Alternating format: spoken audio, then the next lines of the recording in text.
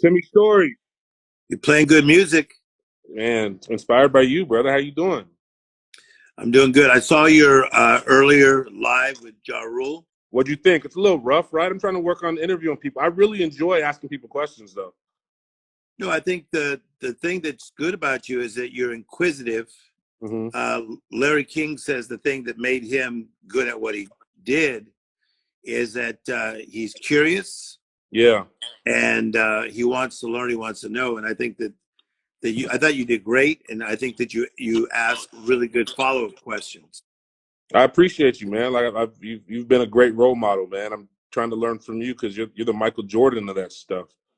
Um, so I really appreciate it, man. Thank you for taking the time because I know you got a busy schedule. I know everyone's chilling right now, but I know people are pulling on you from every direction. So I appreciate you taking the Yeah, time to so come talk to when I hear that people have finished Netflix, I don't even know what they're talking about. That's exactly right. That's exactly when I right. No, when I hear about things how they're watching like the Tiger Show, I'm like, what's the Tiger Show? yeah, I'll be honest. I did watch the Tiger Show a little bit late night when I need to settle down. I watched the Tiger King. It's pretty Yeah, interesting. So like I said, just for a little context, I really wanted to get you on here because I feel so blessed and grateful to know someone like you and to be able to have personal, candid conversations and open up to you and really get your feedback because you've seen so much at a high level.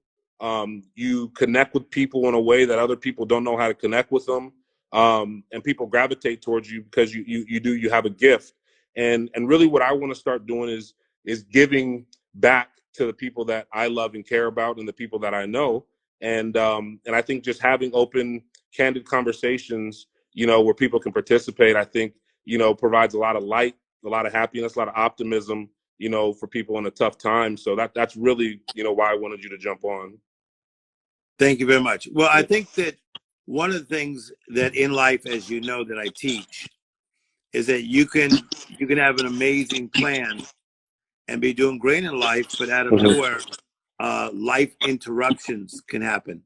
Hmm. And life interruptions can happen physically with somebody with an illness. They can happen in a relationship. They can happen in your finances. And the thing about this, Ricky, is that we've never seen a life interruption like this No. because it could be usually an earthquake that hits an area or perhaps a hurricane. But for COVID-19 to hit the entire world, I Hmm. mean, it hit every inch of the world. So we've never faced anything like this. So now we have to get ready to handle a life interruption at this level, which we will. We will. Yeah. Yeah, no, it's really wild. I mean, you're known, for the few people that don't know who you are, Tim is really, and this is how I describe you, Tim. So if you don't like it, tell me. But Tim is known as the life coach to the stars. Names like Charlie Sheen, Oprah, Kanye West.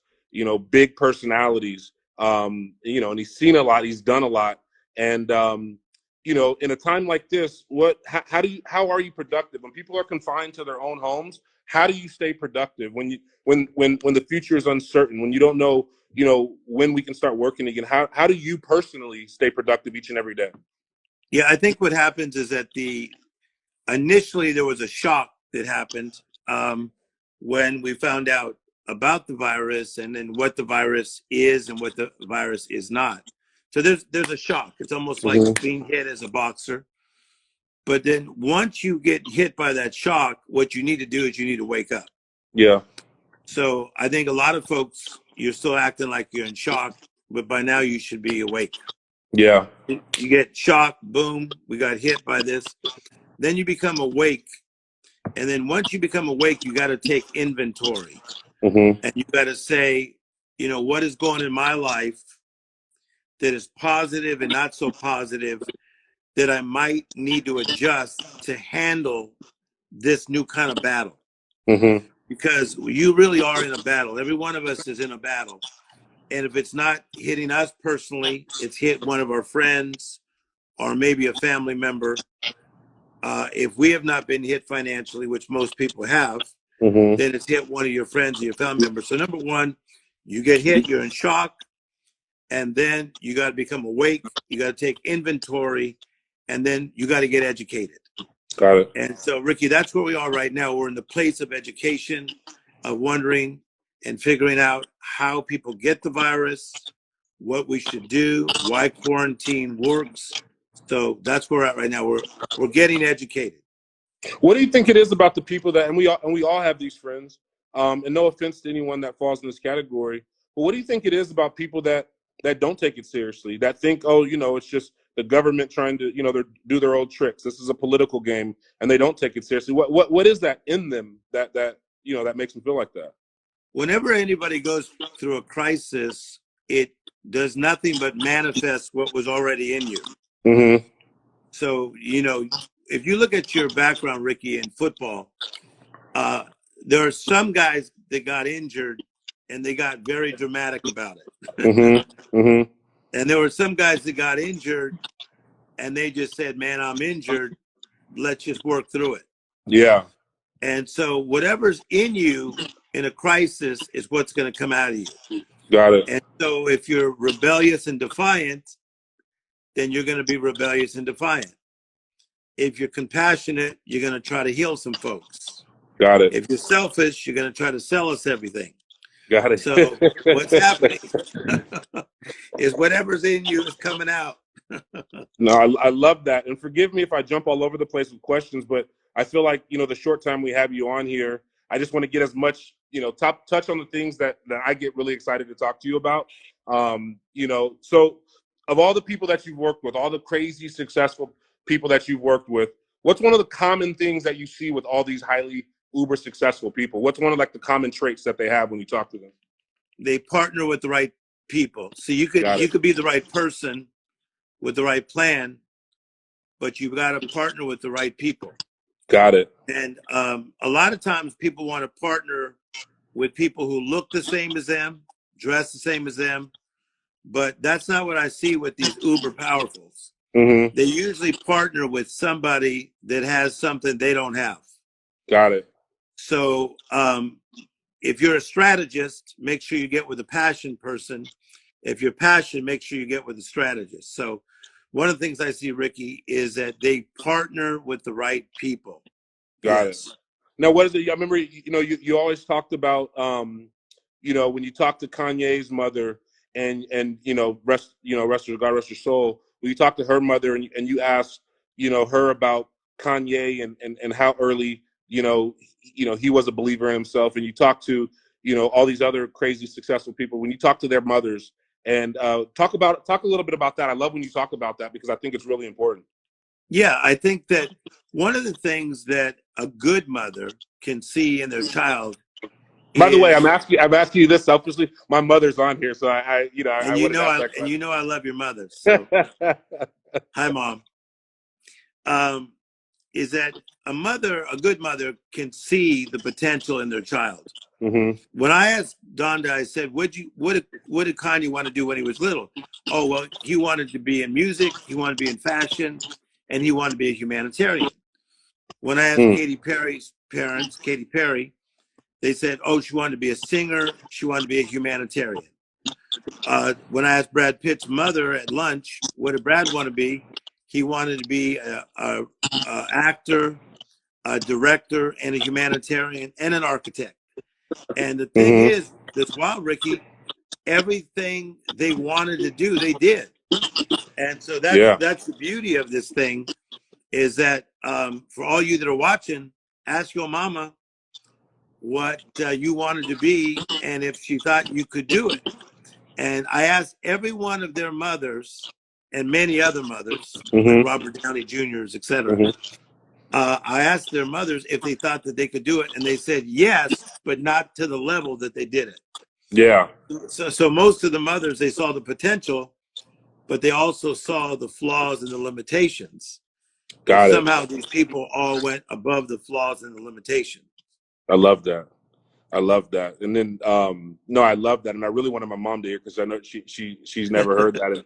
And her and I have such a close relationship. And so, mom is one of those people when you're doubting yourself, and when you feel like the world is doubting, you can go back to mom to fill you back up with that confidence. And so, No, thank you for that. The other thing I wanted to talk about was, you always speak about going through adversity and and how you weathered the storm. I mean, you were a young, phenom speaker going all over the world, speaking to hundreds of thousands of people. You came up in the pastor world, and then you went through some things, and the industry kind of turned on you. How did you stay strong? How did you stay focused? How did you maintain, your confidence and belief in what you were trying to do? Yeah, I think that anybody that does well in life, there's several major comebacks that they have to have. Mm-hmm. And so for me, as a kid, I was born in Compton Hospital. We had 7 people in a 2-bedroom apartment. And then, life went on, and we started expanding and got into a bigger house, etc. But Ricky, as you know, my father died when I was 10. Yeah. That was the biggest setback to comeback I had to face at that time. Mm-hmm.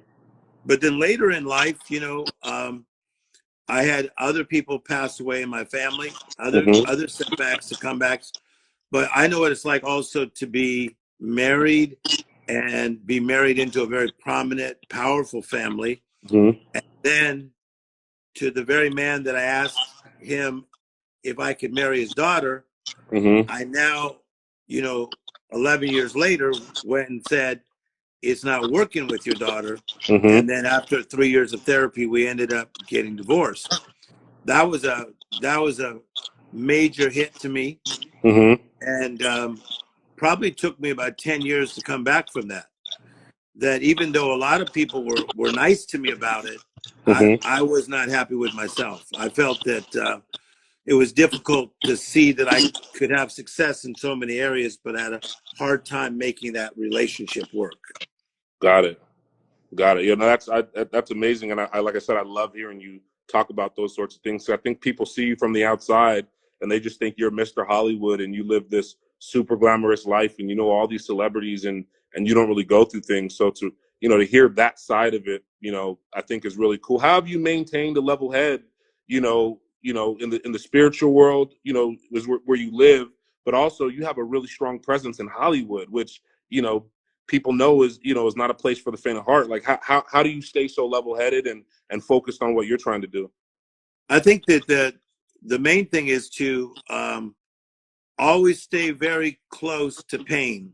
Mm-hmm. And one of the things is positive as my mind is, which is I'd give myself a 10 plus on positivity. Mm-hmm. I also don't try to run from all my pain. Yeah. I think that we all go through recovery and discovery at the same time. Yeah. And so I still think about the pain of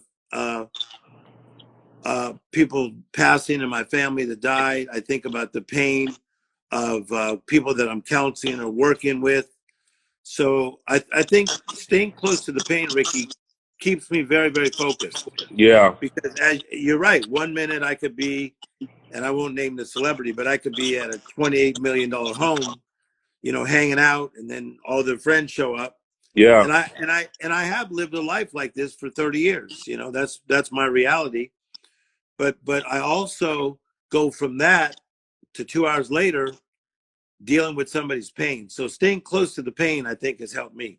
Got it. And have you known? I mean, I feel like I know the answer because of how young you started when you were speaking to the world. Have you known from the time you were a super young kid that you wanted to breathe life into people? One of the statements that always stuck with me was when you talked about you used to visit prisons, right? And I think you still do, but you used to visit prisons, and that one prisoner stopped you and told you that every time he sees you, or every time he even sees you walking away, he sees you and he sees hope. Yes. Have you and that's always stuck with me because I've wanted to talk to the same type of people and breathe life into people. Have you known from the time you were a kid that you wanted to help and give back? I would say yes, but I think all of you that are watching, what you're supposed to be, what you're supposed to do, because we're all called to do something. A calling is an assignment. Your calling is specific and it's unique, but it's also unpredictable. So my calling was specific. I was supposed to be Tim Storey. Mm-hmm. but it's also as unique. You know, you've been born an original, don't die a copy. I love that. So even though I'm a minister and so is TD Jakes, he's not trying to speak like me and I'm not trying to speak like him. And we're great friends for over 30 Mm-hmm. years. But I'm very, very okay in the way I do things. So your calling is specific, unique, but it's unpredictable. Mm-hmm. And the thing that I will say, Ricky, is I knew I was going to do well in helping people, Mm-hmm. but I didn't know I was going to do this well. Got it. Because again, your calling is unpredictable. But I did know I was going to help people because I have an appetite for the hurting. I love that. I have an appetite for the hurting, man. If somebody's begging outside of 7-Eleven, I'm not putting them down for it. I want to dialogue with them. I want to know why they're there and what I can try to do as a human being. I love that. I love that. You know, and right now is a time, I mean, you know, I was hoping that, you know, this COVID-19 stuff would be over quick. You know, it was one of those, you know, swine flu type things where it came and went and no one was talking about it again. And, you know, but it's here and the end is not in sight, you know, for all intents and purposes. I know a lot of people that are being affected professionally. You know, I feel like I've learned more about the word furlough in the last 2 weeks than I ever have. Oh, yeah. There's a lot of people that are looking at it, you know, as a setback. There's a lot of people being laid off. There's a lot of people, you know, being furloughed, but their future is uncertain. They don't know if they're going to be able to go back to work again. For some of these people, you know, they were doing what they love. For some of these people, they depended on that check to eat their next meal. I mean, what do you say to those people? What do you say to those people that aren't necessarily good with change? You know, and don't necessarily have a plan B. I mean, and I'm putting you on the spot here, but I know you're good with that. Like, what would you say to those people? Yeah. So number one, there's no easy answer. So in certain scenarios, there's an easy answer. Like, hey, how do I get to the 405 freeway? Okay, go down that way and turn right, and then there's a 405 freeway. So there's no easy answer, but here is an answer. Is that many times when you have a setback, what you want to do normally is try to go fix it and put things back to normal and regular on how they used to be. But don't ever forget this. Oprah Winfrey loves this statement that I say. A comeback is not a go back. Mm-hmm. So, Ricky, the reality is there will never be the same planet from now until. Mm-hmm. It shifted. So if people are expecting to go back to normal, there's not going to be going back to normal. Yeah. Things have shifted. And the reality is that somehow, some way, we got to adjust to the shift. Yeah. Okay. And so if you lost your job, as painful as it is, as much as you feel the shock of the blow, you have to then say, okay, look at what I've been through before. I've been through a lot of things before. And it's like David when he fought Goliath in the Bible. He said, I killed a lion, I killed a bear, and I could take down Goliath. Mm. So everybody that's watching, you killed a lion, you killed a bear, you could take down Goliath too. So I vote on you. Now, you may have 3 bad months, 6 bad months, 9 bad months, 12 bad months financially where you're challenged, but you knew at one time how to come back from adversity. Mm-hmm. So you need to remember how you came back and come back again. So as a life coach, even if it takes you 3 months, 6 months, 9 months, 12 months to rebound, you will come back, but you're going to be bigger, stronger, and bolder than you've ever been. In fact, when Kanye West did that song that you played earlier, Whatever Doesn't Kill Me Makes Me Stronger, I was in the studio with him for 2 weeks straight as he was doing that. I was there, one of the few people in the studio while he was doing Stronger. And that's the truth. Whatever doesn't kill you makes you stronger. So some of you are having to push the reset button in the area of your job and career, but it may be this very thing that looks so left may be the thing that turns you right. Some of you are going to start new businesses. Some of you are going to come up with an invention. Someone's going to write a book. Someone's going to write a screenplay. You're brilliant, and so let your brilliance come out. I'm letting my brilliance come out. Yeah, you have been for a long time. Do you think that sometimes these types of situations are necessary for people to really think about what they really should be doing? Well, there's two ways that you learn. You learn, like if you have a boat. I know you like boats. Watch. You could either learn from the rudder, or you can learn from the rocks. Ooh, I love that. I haven't heard that one. I love that one, Tim. You gotta keep paying attention, yo. I gotta write this down. Hold on. So you gotta learn from the rudder, or you learn from the rocks. Boom, boom. Some of you been learning from the rocks. Watch. You just keep bumping into bad boyfriends. You got to learn from the rudder, so you can flow in your soul and not have to bump into so many rocks. So I don't bump into that many rocks anymore because I don't like how that made me feel. So I'm led by the rudder.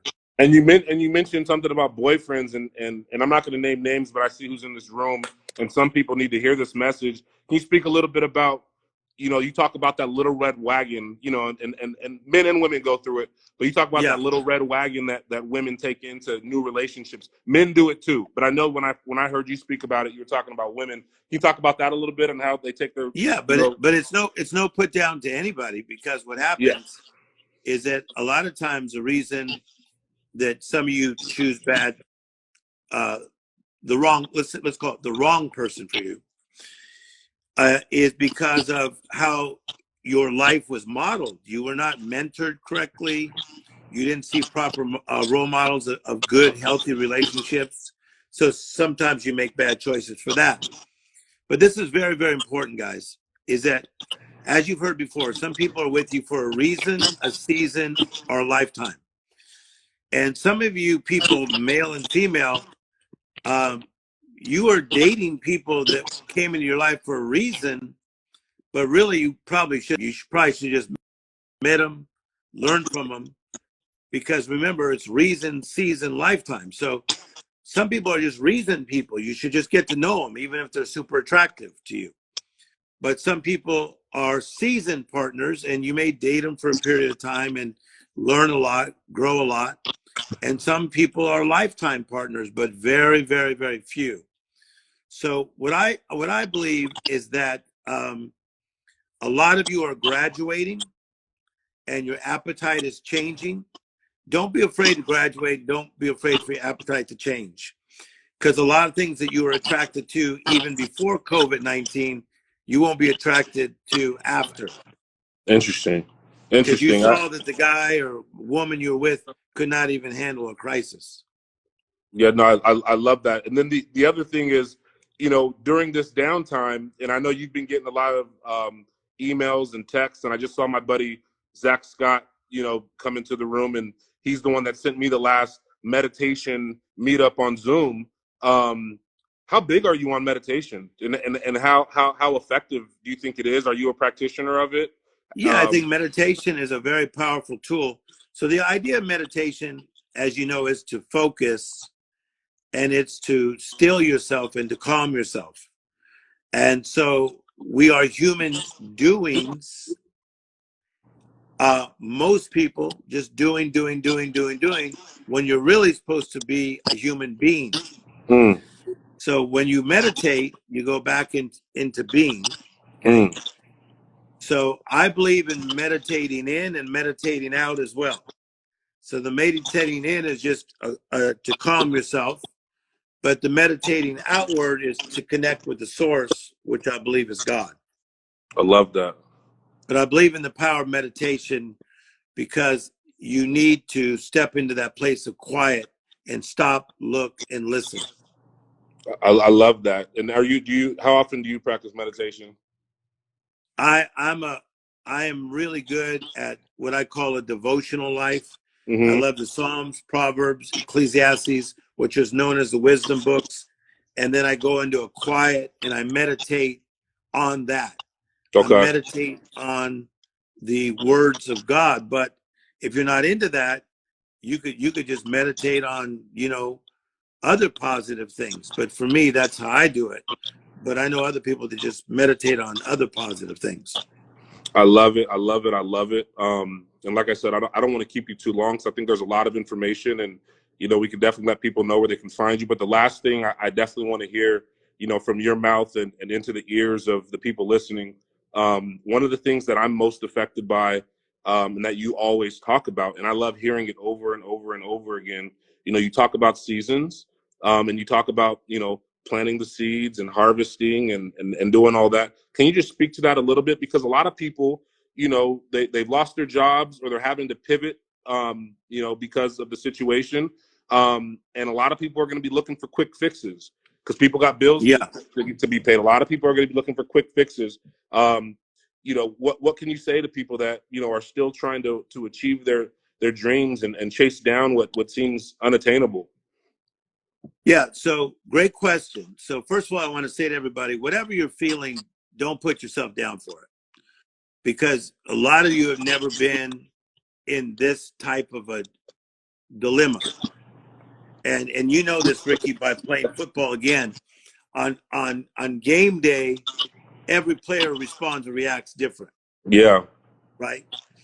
And so what a lot of people are feeling right now is you're feeling fear. Some feel overwhelmed. Some feel regret because you're not prepared for this season. So you may feel a lot of things, but I got good news for you. Today's decisions are tomorrow's reality. Today's decisions are tomorrow's reality. So if you start hustling right now, if you meditate today, if you pray today, okay, if you start filling your spirit with positive things, you'll build your faith and starve your doubt. You'll build your faith and starve your doubt. So today's decisions are tomorrow's reality. So as Ricky says, you got to plow the ground. You got to plow. It's the law of the harvest. You got to plow, then you got to plant the right seed. If you plant an orange seed, you're going to get an orange tree. You reap what you sow. If you plant negative seeds, no wonder you think negative. If you're watching the news all day, no wonder you're thinking negative. You're overwhelmed.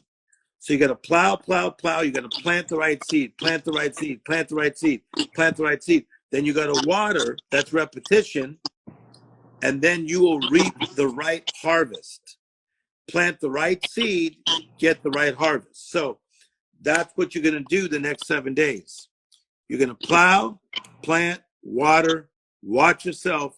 Within 7 days, start reaping the right harvest. Then we take 7 days to 14, 14 to 21, 21 to 28. Next thing you know, bam, you just had a good month.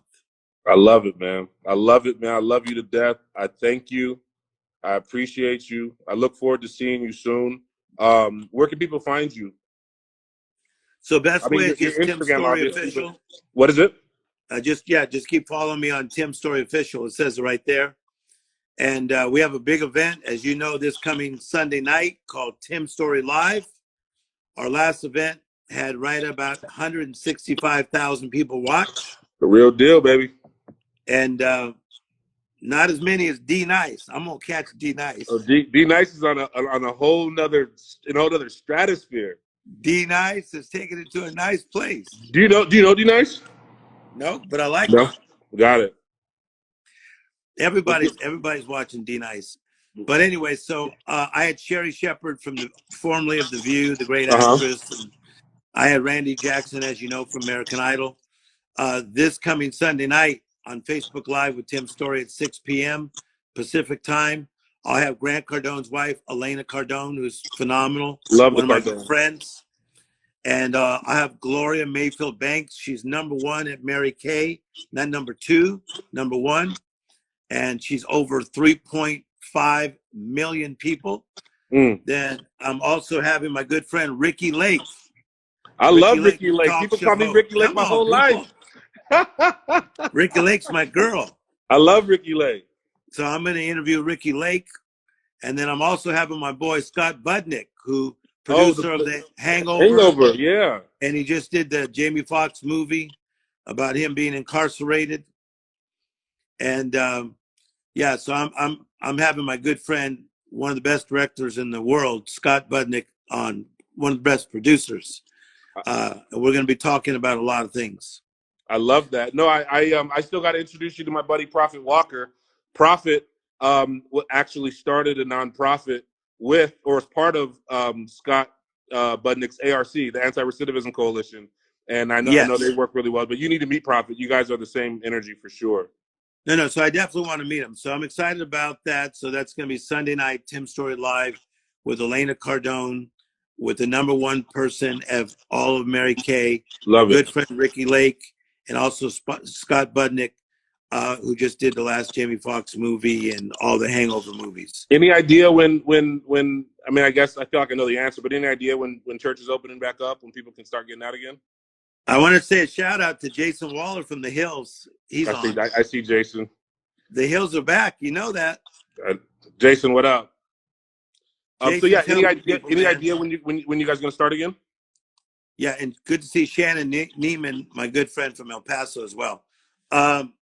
We're starting the church. The church is going on, man. We have to do it over the internet. Yeah. So I go to this really nice theater, and I've got great cameras. And last week alone, 17,000 people watched my church service. Oh yeah, I was one of them. That was great. All right, so all you got to do is just go to starve the doubt, feed the faith. Starve the doubt, feed the faith. Yeah, you got to starve the doubt, feed your faith. If you want another awesome video in our Black Excellence series, check out the video right there next to me. I think you'll enjoy it. Continue to believe, and I'll see you there.